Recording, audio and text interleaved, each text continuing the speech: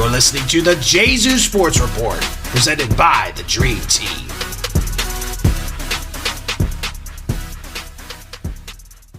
All right, everybody. Good afternoon, and welcome to this special at-home edition of the Gesu Sports Report, presented as always by the Dream Team.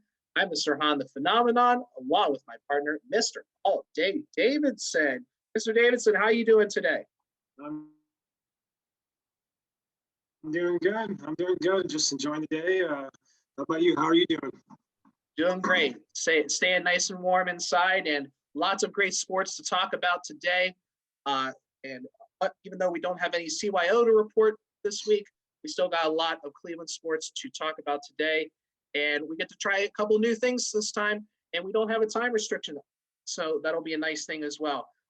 Love the NBA championship hat. I was telling you off air, I have that same hat. So looks good. So I wish we were talking a little bit before we started, the Cavs haven't been looking too good. We were saying they're on an 8-game losing streak right now. What has been, you think, the main problem with this team so far going forward, and how can they turn this around? I think it's been really tough. There's been the situation with Andre Drummond. I'm not sure. It sounds like he might get traded pretty soon. They're sitting him down. But there are some things that are looking good for the Cavaliers, like Colin Sexton and Darius Garland. And currently, Kevin Love is back to practicing with the team. He might return soon enough. What do you think? I definitely, I think, having Kevin Love back will definitely add more depth to their lineup. I think if there is one positive, yes, Colin Sexton, I think, and Darius Garland have been one of the few bright spots. But for me, from what I've observed, I've only watched probably the last 3 out of the last 8 games, or 4 of the last 8 probably. It's really come down to defense, and especially towards the beginning of the game, they really have a hard time getting off to a solid start. So I think for them, getting to a solid start on both ends of the floor is going to be crucial for them to help turning this around. And then we talked about Andre Drummond, and there's been a lot of speculation on where, if he does get moved, where he could go. Do you see any place that would be a good fit for him to go if he gets traded? Or do you think that the Cavs should just hold on to him for right now and then maybe wait till the offseason to make a move? I don't think so. I don't think they wait till the offseason to make a move. I think he's going to get traded. I think he will get traded, probably someone in the East that is in contention, or potentially moving out west and change up his path. He's a heck of a rebounder. He's been an all-star, and I think they're going to try to move him because they're not playing him right now. So they want to make sure that he's healthy and doesn't have any injuries. So I think that's what's going to happen.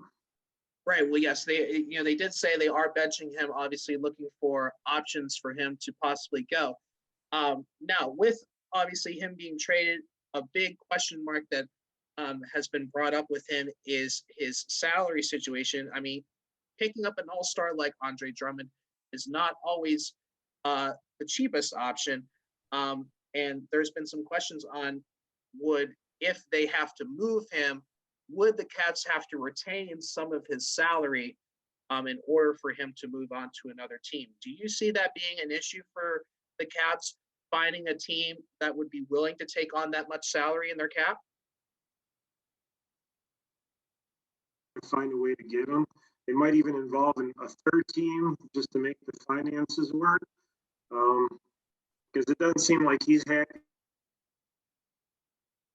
right now, and the Cavs are looking to move elsewhere.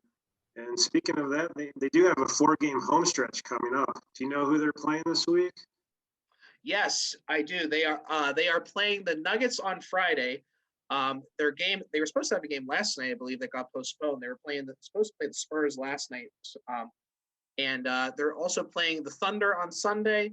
And then they have back-to-back the following week on a Tuesday and Wednesday matchup. They got the Hawks and then the Rockets next week as well to conclude that 4-game home stretch. So this is a great opportunity for the Cavs to hopefully turn it around, and we'll have to see what happens next week in our next report to see how they fare in this home stretch. All right, now obviously I'm wearing my Indians gear today. Spring training has just kicked off for Major League Baseball, and I can't believe we're already at the midway point of the third quarter here at school, but we're about a month and a half away from baseball already starting, which is hard to believe. Mr. D, I'll let you kind of start off with this.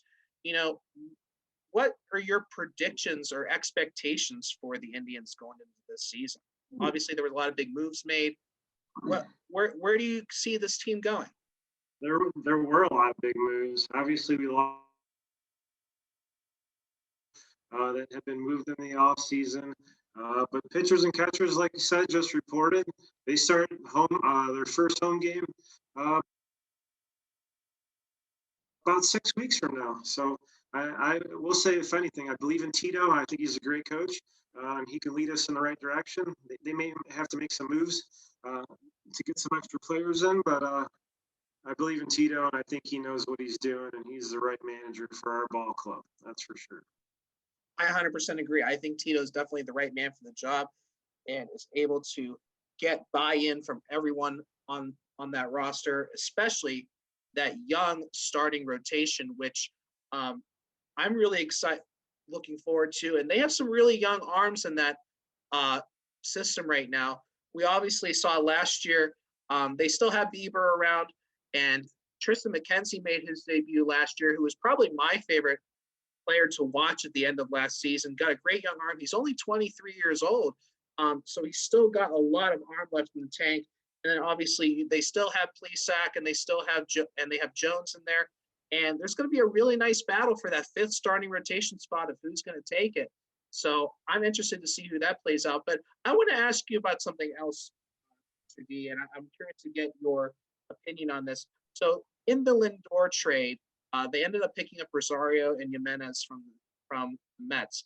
And there's been kind of a question of who's going to end up where, who's going to play short, who's going to play second. Do you have a guess of who do you think is going to play those positions, or you're kind of just, that's something maybe that's battled out in spring training? I think that's something that they're going to work out in spring training. They'll probably battle back and forth. They're competitive players. I think Tito's going to put them in the right spot to be successful. And I think they'll be ready to go in about 6 weeks when they have their opening day startup here. I love their pitchers, obviously. Shane Bieber, McKenzie, like you said, they're great. Movement, and you can definitely win that way, but it's going to take some work and getting players in the right position moving forward.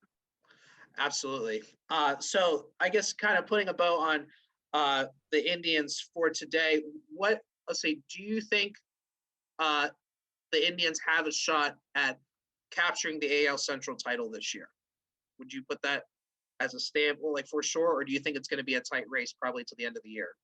Ooh, I think it's going to be competitive. It's not. They can battle for first. Obviously, injuries. They got to stay healthy, and they have to keep the rotation intact and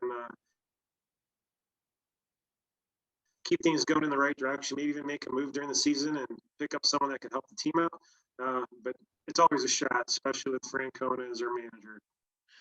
Absolutely. I do 100% agree with you that health is going to be a key component, especially with this team, especially with Major League Baseball trying to play as close to a full season as they can. I don't think it's going to be a full 162 game season like it usually is, but who knows what can happen, obviously, and scheduling changes. And we've seen that with all different sports so far this year and the end of last year as well. So we'll have to see. We'll give you probably another report on the Indians right when opening day kicks off in about 6 weeks. So we look forward to reporting to that pretty soon in a couple of weeks. All right, moving on to the Blue Jackets. I'm going to take the lead on this one for a little bit. The Blue Jackets have been alternating wins back and forth. They've had some tough matchups looking back at their schedule, they had a close win in a shootout against the Chicago Blackhawks. And then they lost again the following day against the Blackhawks in overtime. And their last game, they lost a hard battle against the Hurricanes 7-3. Their upcoming matchups, they play tonight against the Nashville Predators at home. And they also have a game coming up this weekend against Nashville again. So 2 home games in a row against Nashville. And then they also have a 2-game series against the Blackhawks coming up as well. So they also, just like the Caps, have a 4-game home stretch coming up.